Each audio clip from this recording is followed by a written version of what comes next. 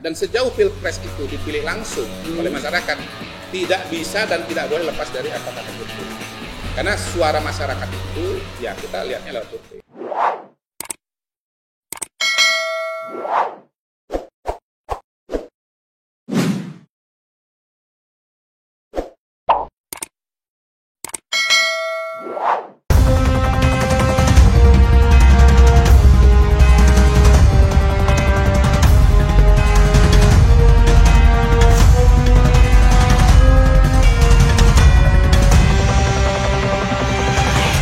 Pada bagian kedua ini saya ingin zigzag sedikit lah, yang current, yang Hari Pahlawan. Ya. Anda ingat ada Hari Pahlawan? Ya. Hari Pahlawan itu apa? Yang paling spektakuler beberapa hari yang lalu. Yang paling spektakuler dari Hari Pahlawan. Yang paling rame ya? Yang paling spektakuler saya bilang. 10 itu saya di mana ya? Ngapain ya? Iya ya, kayaknya ini ya kedatangan itu ya. Kedatangan. Ya. Oke, saya mau inisial MRS. Kadang-kadang HRS, kadang-kadang. Saya nyebutnya MRS. Iya, yang ada di KTP. Harun Revi spesial. Oke.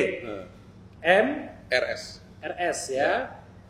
Ya udah kita bicara. Memang dipilih Kak, kayaknya memang dipilih tanggal itu untuk November. Habib Rizik ya. Ya betul. Oke. Ini bagian yang kita nanti bisa bagian tersendiri. Iya. Saya ingin membahas biar kita zigzag sedikit mengenai Habib Rizik. Iya. Saya baca juga Tempo ya, majalah Tempo yang mengatakan bahwa ada kesalahan pemerintah ya, yang intinya adalah. Saya belum baca majalahnya, apa kesalahannya? Ya, intinya toko ini jadi besar. Oh iya. Jadi treatmentnya. Salahnya di mana? Salahnya di mana? Baca sendiri dong Temponya. Kan mau ngomentarin merespon Bung Refli. Kan saya ingin tanya ke Bung Kodari. Iya. Oke. Pendapat Anda tentang Habib Rizik ini seperti apa? Pertama, kalau saya lihat sejarah ya. Ini saya tidak ingat betul. Saya mau disclaimer dulu ya, sobat era sekalian. Begini, forum seperti ini adalah forum akademik, kritis, dan kita walaupun gayanya main-main, kita menilai secara fair, objektif dan berusaha sebaik mungkin menurut ilmu pengetahuan yang ada pada kita. Iya, betul. Nah, silakan. Nah, sesuai dengan arahan dari Bung Refli tadi, setahu saya dan seingat saya, karena memang tidak pernah mengkaji secara khusus dulu Habib Rizik atau Muhammad Rizik Shihab atau Rizik Shihab itu saya ingatnya identik dengan FPI Front Pembela Islam. Nah, katanya beliau guru agama, ahli agama, kiai, lalu kemudian mendirikan organisasi yang namanya FPI.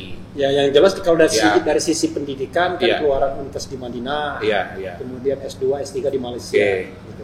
Nah, terus terang saya ingatnya kalau FPI ini adalah kalau tiap bulan Ramadan itu ada kegiatan razia. Itu yang saya ingat ya. Nah, mungkin kegiatannya banyak, tetapi yang saya ingat itu. Ya, kira-kira long time ago 10 tahun yang lalu ya. Ya, jadi kegiatannya kalau misalnya ada katakan restoran yang buka, tempat-tempat yang diminta tutup pada bulan Ramadan datang gitu ya. Dan waktu itu dianggap main hakim sendiri. Kira-kira begitu. Karena yang harusnya dari apa? Bahasa hukumnya saya masih apa? Eigenrechting ya. Maklum. Profesor jadi dokter. Hukum ya. Nah, episode itu kemudian saya lama nggak dengar. Terus mulai dengar lagi waktu sebetulnya bukan Habib Rizik ya, Munarman. Munarman. Kenapa Munarman? Pertama orang Palembang juga.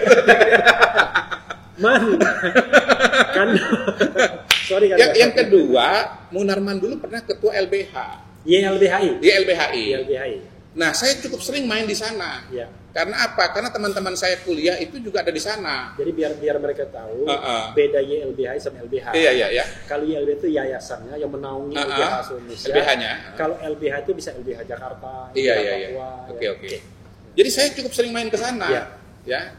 Karena memang sebagian dari pengurus di LBHI itu adalah teman-teman zaman kuliah. Misalnya Robertus Robert, kemudian Daniel Hutagalung, belum lagi yang beririsan dengan teman-teman YLBHI, misalnya kayak ICW segala macam. Trimedia Panjaitan.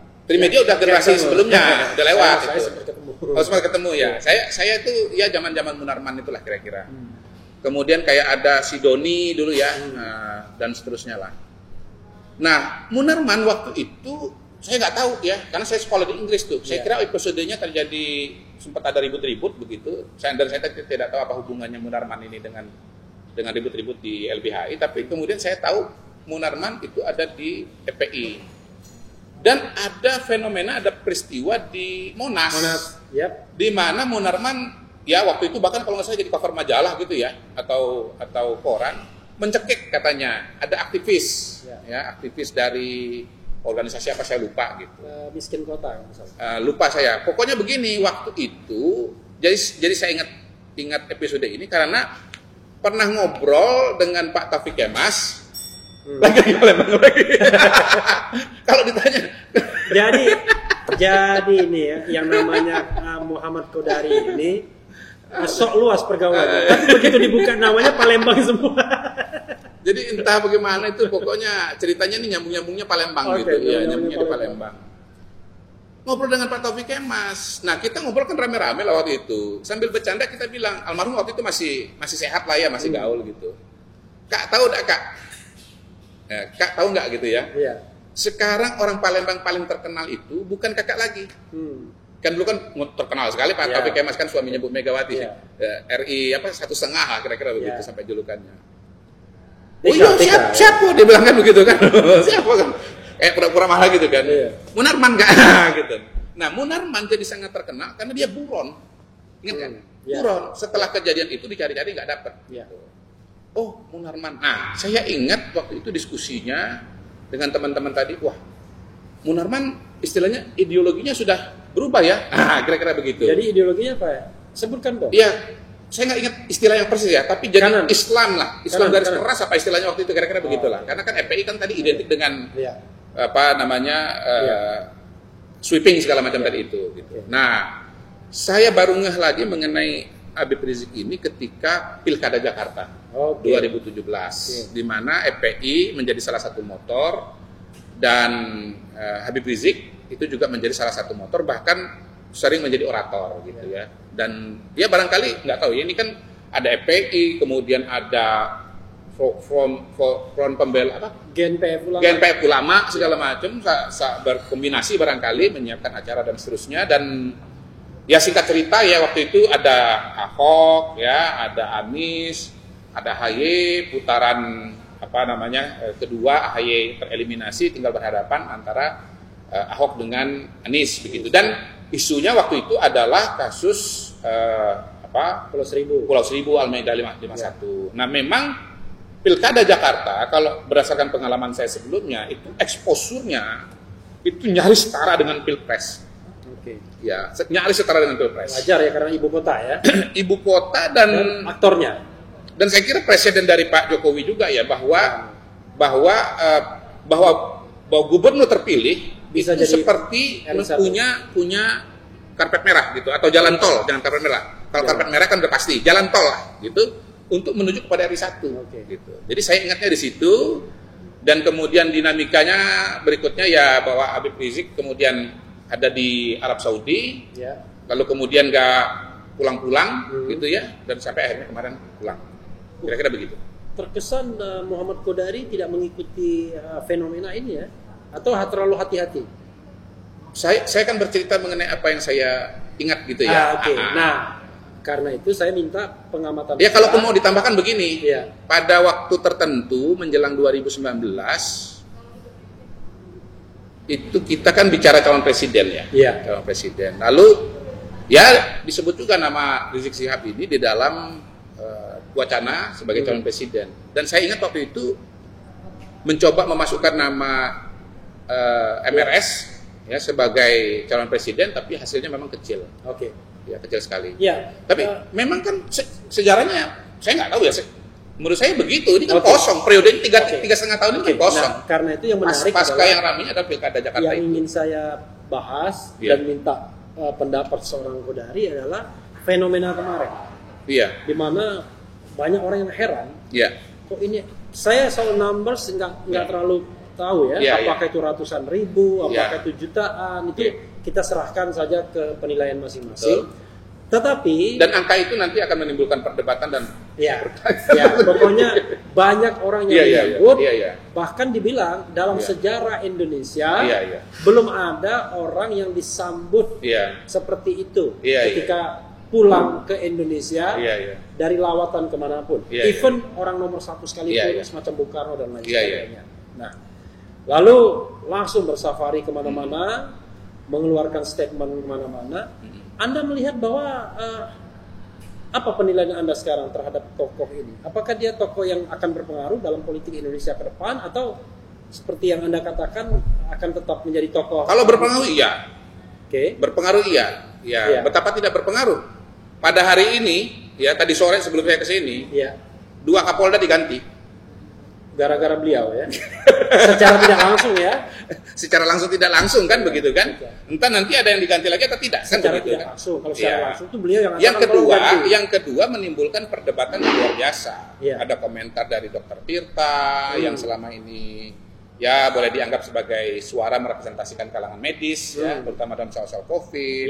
Ada komentar dari Sekretaris PP Muhammadiyah, ada komentar dari GP Ansor dan seterusnya. Jadi pasti berpengaruh. Dan buktinya udah instan bahwa ada yang diganti nih. Nah, di antara para Kapolda ini kayak Pak Nana Kapolda DKI Jakarta itu kan bukan mustahil sebetulnya potensial jadi calon Kapolri kan.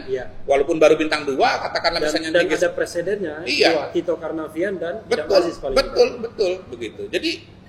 Jadi sangat berpengaruh sebetulnya. Nah, tapi pengaruhnya di mana? Itu tergantung episodenya. Pertama kalau Pilpres misalnya sekarang ada yang menyebut Habib Rizik Pilpres atau Habib Rizik wakilnya Prabowo misalnya begitu.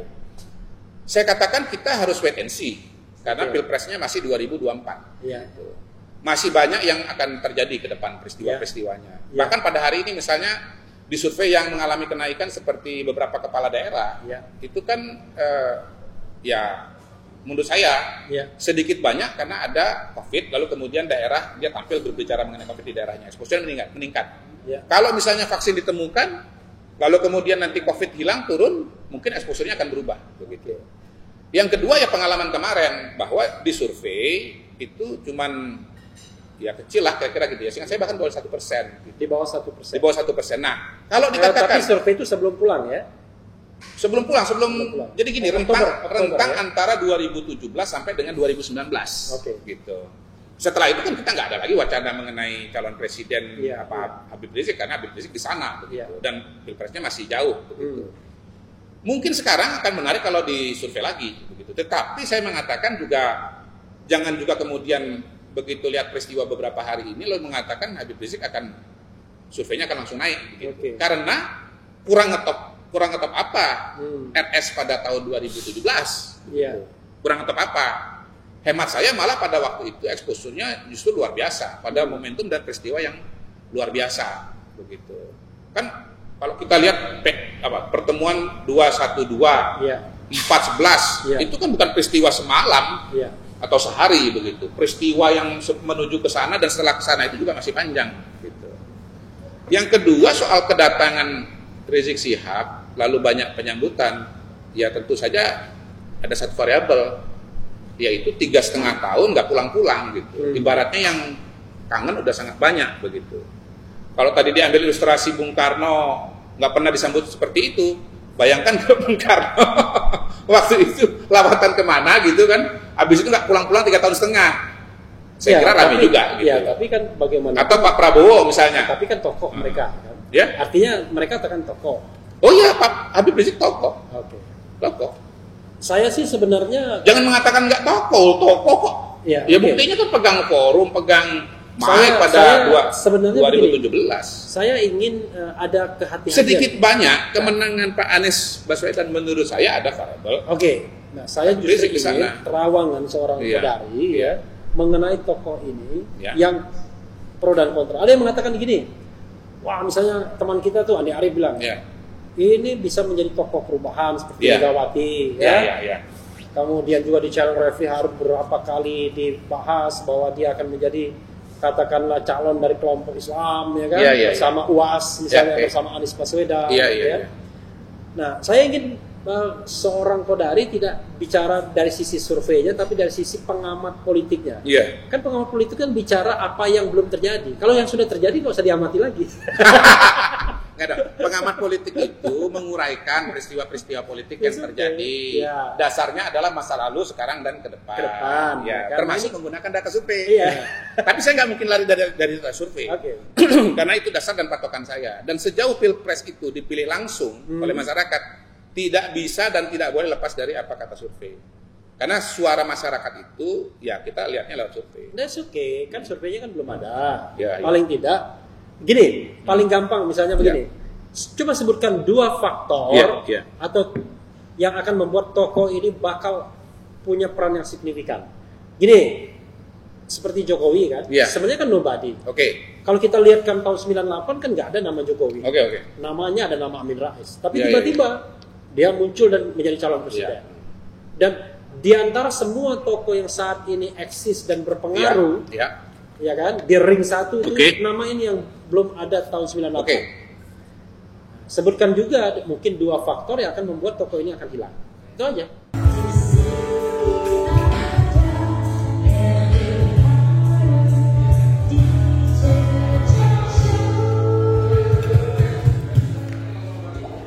Jadi saya pakai rumus umum ya. Saya bukan ngomong individu nih. Karena nanti kalau individu kita akan sesat. Kita harus pakai hukum yang universal. Nanti baru disaring pakai itu. Ada 2 variabel kalau kita bicara Pilpres 2024. Pertama itu variabel fix. Yang kedua variabel yang dinamis. Alternatif bisa berubah. Variabel pertama, sejauh undang-undangnya tidak diubah, maka siapa yang akan jadi calon presiden 2024 itu kita bisa amati dari 3 partai besar. 1 PDI, 2 Golkar, 3 Gerindra. Kalau bicara PDI Perjuangan, ini udah final kan, udah nggak bisa dikontestasi lagi ya, karena suaranya udah diketok kan, kursinya diketok kan. Kecuali kalau undang-undangnya diubah. PDI itu bisa maju sendiri. Nah, siapa yang bisa dimajukan? Ya pertama kalau kita lihat sekarang yang paling mungkin adalah Ketua DPR. Ibu Puan. Tapi Ibu Puan kalau disurvei masih kecil. Yang kedua orang PDI atau kader PDI Perjuangan. Yaitu Ganjar Pranowo.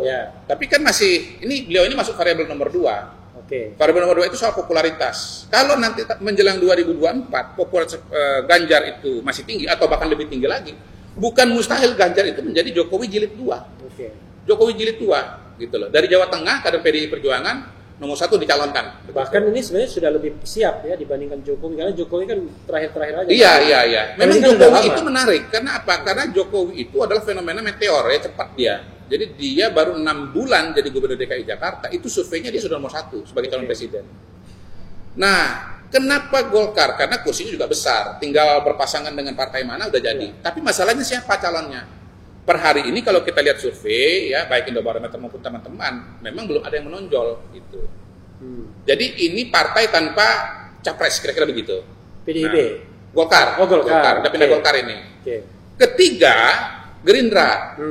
Prabowo Subianto sudah pasti. Prabowo Subianto. Kursinya 14-15%. Kali ini berbeda dengan 2009. Di mana Prabowo waktu itu partainya kecil, kesulitan mengumpulkan. Sekarang tinggal tunduk dengan mana? PKS, dengan PAN, dengan Demokrat. Cukup satu saja cukup. Selesai. Cukup. Jadi bisa maju. Nah, variabel kedua adalah soal elektabilitas.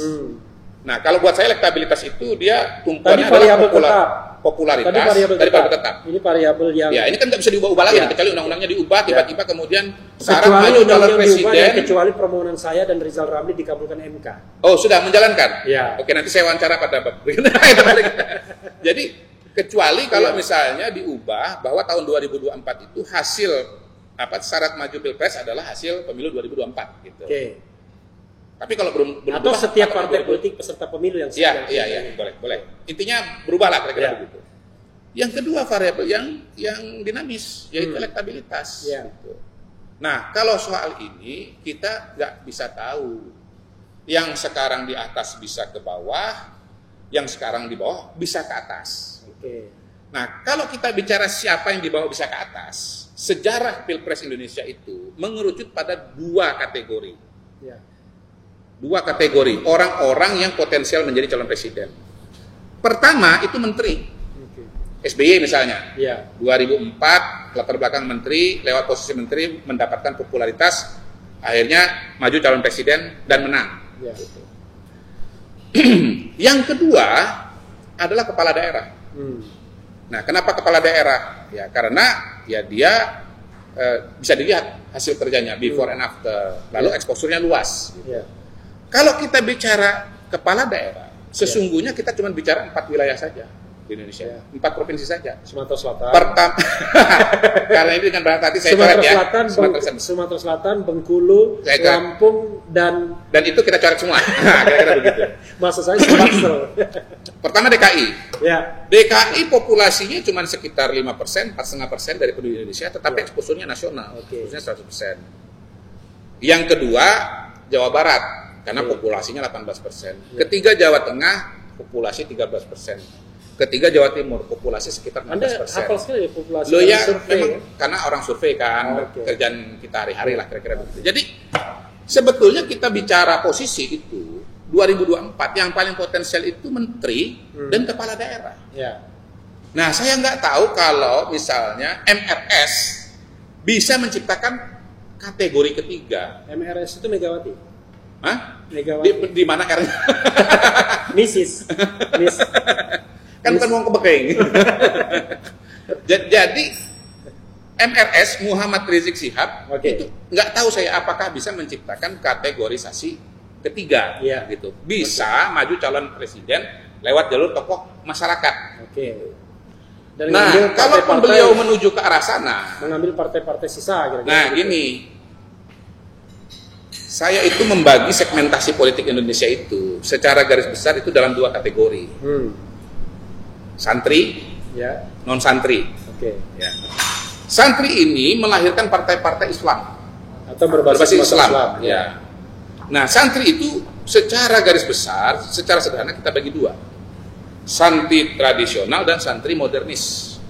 Jadi modernis itu yang baru di Reborn kemarin. Nah, santri tradisional nanti silakan wawancara. Santri tradisional ini materi bisa Anda eksplorasi nanti. Oh, dari itu punya teori begini. Anda setuju juga? Kira-kira begitu. Semua tokoh nanti bisa dianalisa begini. Jadi santri tradisional itu partainya itu pada hari ini PKB dan P3. Kemudian santri modernis itu partainya itu selama ini PAN dan PKS. Dan boleh jadi nanti bertambah satu lagi namanya Mas Sumi. Gelora dulu. Kan Gelora sama Mas Sumi sama aja peluangnya. Enggak. Saya lebih yakin sama Gelora. Sorry ya. Sorry. Ya, banyak yang wah Mas Sumi segala macam. Mohon maaf, selama ini Mas Jadi Sumi PBB nggak dihitung? Selama ini Mas Sumi itu nostalgia. Nah, PBB nggak dihitung? Lo bagaimana mau menghitung? Kan lihat saja sejarahnya. Kan bisa nggak jadi partai besar selama ini? Hah? Kalau PBB kan sudah pernah ikut. Iya, tapi kan nggak bisa jadi besar kan. Dalam kategorisasi itu PBB itu disebut. Tapi kalau saya sebut semua kan kebanyakan partai politik yang pernah jadi kan berapa puluh begitu. Mohon maaf Prof. Yusril ya, Kodari hanya menyebut 3 saja. Dan slotnya itu nggak masuk PBB. Ya. Nah, Pak Yusril sendiri kan hampir kok mau meninggalkan Mas Yumi, meninggalkan PBB kok, cuma saya bilang terusin. Dan kebetulan dari Sumatera Selatan juga. Bangka Belitung. Iya. Itu kan Sumsel. Jangan diklaim nanti marah teman-teman Bapak. Kita sudah merdeka kalau sudah berdirikan provinsi sendiri. Memang begitu kelakuan kakak besar begitu. Wah, masih klaim-klaim terus gitu. Nah, yang kedua dari kalangan non santri. Nah, di situ ada yang saya sebut secara sederhana sebagai partai ini agak sensitif istilahnya. Saya masih susah mencari istilah yang pas. Partai pro pasar, katakan begitu. Tidak anti pasar lah, kira-kira begitu. Ya Golkar, ya kalau istilahnya itu pro partai pembangunan. Demokrat, Nasdem begitu. Dan partai yang non ideologis lah mungkin ya. Yang ya semuanya ideologi sebetulnya. Semuanya itu ideologi itu kan aliran-aliran. Partai yang yang proteksionis gitu. Nah, di partai yang proteksionis, nasionalis proteksionis itu ada 2. PDIP dan Gerindra. Gitu. Nah, saya mau bilang begini. Ya, coba buka ya. Ini mastermind-nya yang akan mempersatukan antara Gerindra dan. Nah gini, saya mau buka ini ya, mumpung pada kesempatan ini bicara dengan seluruh dunia, kan seluruh dunia bisa diakses. Insya Allah. Seluruh dunia. Insya Allah. Dalam spektrum politik itu, dan dalam konteks Pilpres 2019, seolah-olah calon dari nasionalis itu adalah Jokowi, dan calon dari Islam itu Prabowo. Padahal satu arus mereka. Top, pinter. Saya mau bilang. Jadi sesungguhnya ini pertarungan sepupu antara sepupu baik, tetangga dengan tetangga. Dan antara kalau pertandingan bola, kalau suka sepak bola, ini derby Manchester. Antara Manchester United dengan Manchester City. Mohon maaf, City saya sebut belakangan ya, tetap Manchester United. Saya Manchester City karena ada Pep Guardiola. Sepanjang ada Pep Guardiola, saya Manchester City. Kalau dia pindah juga. Iya. Kalau saya partai mau pelatihnya klub sepak bola, mau pelatihnya siapapun dia di situ juga. Madura United ya. Jadi sesungguhnya ya walaupun Prabowo Subianto dikasih cap GNPF PA212 sebagai calon dari Islam, dicap oleh Habib Rizik calon Islam begitu. Tapi sesungguhnya ini Prabowo ini ideologinya itu segmennya itu nasionalis. Ya, lebih dekat ke PDIP. Iya. Dan sejarahnya Prabowo pernah sama Megawati, dan jangan lupa Bung, Ahok pernah sama Jokowi. Jadi begini. Ya. Jadi kalau Prabowo Puan maksud Anda itu? Jadi begini. Saya cerita lagi nih. Cerita Palembang lagi nih, balik Pak Taufik ya. Jadi yang meminta ini kalau sekarang ini kan ada dinamika tuh katanya, saya baru ingat tuh. Prabowo menjemput Habib Rizik. Dulu ya, yang menghubungi Prabowo itu untuk kembali ke tanah air itu Pak Taufik. Waduh, saya nggak bisa Kak, bilang begini. Kan bisa. Kakakmu, mbakmu kan presiden, kira-kira begitulah. Pulang Pak Prabowo itu. Jadi hubungan antara Prabowo dengan Megawati itu dekat sekali. Makanya di channel Refli Harun itu Prabowo itu anak Mas Megawati dan Jokowi.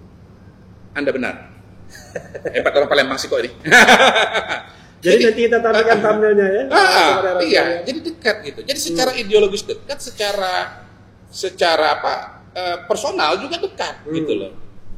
Jadi ini kan ada partai nasionalis, proteksionis. Partai nasionalis pro pasar kan begitu kan. Partai Islam tradisional. Lalu partai Islam modernis.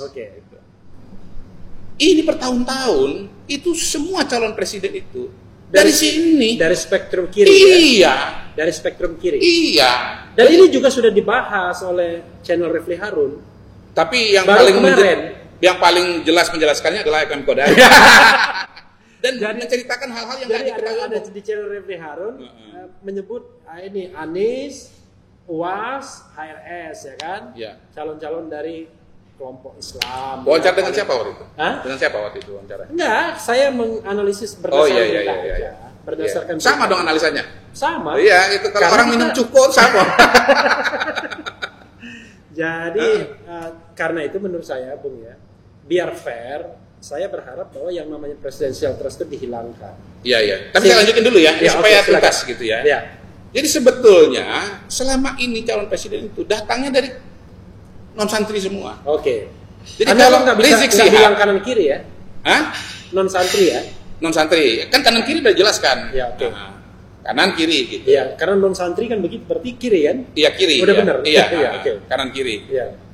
Nah, belum pernah ada tokoh dari kubu Islam itu ya atau dari santri ini yang punya popularitas sedemikian rupa untuk kemudian bisa tampil sebagai calon presiden. Gitu. Posisinya itu wakil presiden dan itu pun diajak. Kelasnya itu. Itu pun diajak. Tergantung siapa yang galak. Siapa yang mau juga kan begitu kan. Nah, menariknya kalau kita lihat perolehan suara partai, mulai dari katakanlah zaman Orde Baru gitu ya, yang saya ingat angka-angkanya gitu ya, sampai dengan sekarang, more or less, kurang lebih, itu suara partai Islam itu baik tradisional maupun modern digabung 30%. Iya. Yang jelas jadi 70% ini itu memilih partai-partai nasionalis gitu loh. Kalau calon presiden malah 100% saya katakan dia kan sama-sama kiri jauh kan. Saya sering menggunakan istilah kiri dalam, kiri luar. Kalau gitu ya. Kanan dalam, kanan luar. PAN kanan dalam ya masih hitungannya ya. Jadi gini kan, tadi dibagi dua, santri non santri, santri tradisional kanan dalam, santri modernis kanan luar. Kanan luar. Nasionalis pro pasar itu kiri dalam, Ya. Nasionalis proteksionis Kiri luar. Gitu. Ya, saya tanya, PAN itu kanan dalam atau Kanan luar, karena modernis dia kan. Oke. Gitu. Kanan luar tapi oke-oke aja. Saya tambahkan satu lagi. Ya. Saya tambahkan satu lagi. Realitanya selama ini dalam pertarungan politik, Ya. Islam tradisional atau kanan dalam Ya. itu kalau harus memilih bergabung Ya. kemana, Ya. itu larinya ke kiri, Ya. nggak pernah ke kanan. Memang ada perbedaan-perbedaan antara Muhammadiyah sebagai katakanlah manifestasi Islam tradisional, Islam modernis ini dengan Nahdlatul Ulama sebagai Islam tradisional. Oke. Itu nggak usah dibantah. Iya. Bahkan, ini tolong dibantah ya. Iya. NU itu lahir gara-gara Muhammadiyah. Kalau nggak ada Muhammadiyah nggak ada NU. Iya. Gara-gara masuk. Organisasinya enggak Muhammadiyah. Ya, tapi ini kita bicara NU perjalanan sebagai politik, organisasi. NU sebagai politik waktu itu kan Masyumi dulu. Ya kemudian kan akhirnya manifestasi ke politik juga keluar kan begitu. Masyumi kan gabung. Iya. Nah Islam tradisional ini itu lebih lari ke sini, lebih ke sini. Antara lain kenapa? Karena memang karena Jawa Tengah sama Jawa Timur dekat. Jadi gini, pertama memang basisnya ini kayak PDI dengan PKB misalnya kan begitu kan sama-sama nengah bawah. Yang kedua tadi pandangan keagamaannya Islam tradisional ini ya lebih bisa diterima oleh kelompok yang di nasionalis ini ketimbang yang kanan. Kalau yang kanan ini hampir gak ketemu. Mohon maaf ya. Ya. Masjidnya aja beda, kira-kira begitu akhirnya begitu. Ya kan praktek-praktek kan hari rayanya beda. Dan kalau kita bicara Islam begitu modernis, ya, maka kita bicara mengenai calon-calonnya seperti Habib Rizik itu masuk di situ. Yang kanan Islam, ya kanan luar itu. Anies kanan luar. Belum tahu. Ya, kita lihat nanti positioningnya bagaimana kan berkembang kan begitu kan. Karena kawan kita satu akan berkembang. Bisa juga. Iya, jadi begini. Sandi Uno, gitu ya, mungkin pernah diwawancarai di sini. Saya nggak tahu seberapa dalam menggali latar belakang Sandi Uno. Begitu Pilpres, Sandi Uno itu dikasih cap oleh PKS, kan? Dikasih cap santri milenial. Iya. Is he seorang santri? Lihat dari background sosialnya. Iya. Kalau menurut saya bukan ya. Mohon maaf Bang Sandi kalau saya salah. Tapi Anda bukan latar belakang perjalanan hidup Anda bukan santri gitu loh. Dan itulah yang membuat dia mungkin ragu-ragu untuk menerima mandat sebagai ketua umum P3. Barangkali kan begitu. Jadi orang juga kemudian antara dinamika politik dengan latar belakang sosial dan ideologis itu bisa mengalami perbedaan gitu. Nah, Mas Anies akan di mana nanti? Ya mungkin akan dilihat pada perjalanan sejarah gitu. Tapi kalau Rizik Syihab, saya agak sulit membayangkan bahwa kemudian tiba-tiba terlalu jauh gitu jaraknya gitu. Jadi orang kalau misalnya saya nggak mau pilih PKS lagi, itu larinya PAN, bukan lari ke PKB, apalagi ke PDI gitu loh. Sebaliknya orang yang saya udah nggak mau di PAN lagi, itu mungkin lari ke PKS atau lari ke Gelora. Sulit dibayangkan dengan segala sejarah ketubuhan dan sejarah larinya tuh ke ada yang dari PKB. P3 pindah ke PDIP, ada kan? Ada, tapi kita ini bukan ngomong bukan politisi. Kalau politisi kan fleksibilitasnya luar biasa. Tapi kita ngomong masyarakat, pemilih. Ideologis. Kita bicara pemilih. Kita bicara pemilih yang jadi, memang memilih itu lebih ideologis dibandingkan politisi. Hemat saya harusnya begitu. Jadi hemat saya harusnya begitu karena gini, kan teori mengenai perilaku pemilih itu juga kalau di Amerika itu kan ada dua kubu besar ya. Pertama yang lebih sosiologis, yang melihat pilihan itu sebagai sebuah produk yang lama, produk sosialisasi dalam keluarga. Mengapa saya menjadi seorang Demokrat? Ya karena memang keluarga saya Demokrat, lalu kemudian keluarga lingkungan saya Demokrat begitu. Dan kenapa saya Republik? Ya karena ya keluarga saya Republik begitu. Ada juga perspektif yang lain yang lebih melihat variabel-variabel psikologis, variabel rasional, kampanye dan seterusnya begitu. Jadi kalau kita bicara dari kacamata sosiologis pasti lebih sulit bagi seseorang yang nyoblos PKS lalu kemudian atau PAN itu kemudian milih PDI katakanlah begitu atau ke PKB. Oke, ya sobat era sekalian, Itu tadi dialog dicecar dengan Muhammad Qodari ya. Kalau dilihat Muhammad ini saya tidak tahu apakah ini kanan dalam kanan luar. Terus ada Muhammadnya. Yang penting kita nanti tetap di channel ini, karena di channel ini Anda akan dirayu, ditipu, dibaperin, dicecar, diuber di jalan khusus. Karena channel ini adalah channel yang mengancam, memeras dan membenci. Jangan lupa subscribe, like, comment, and share.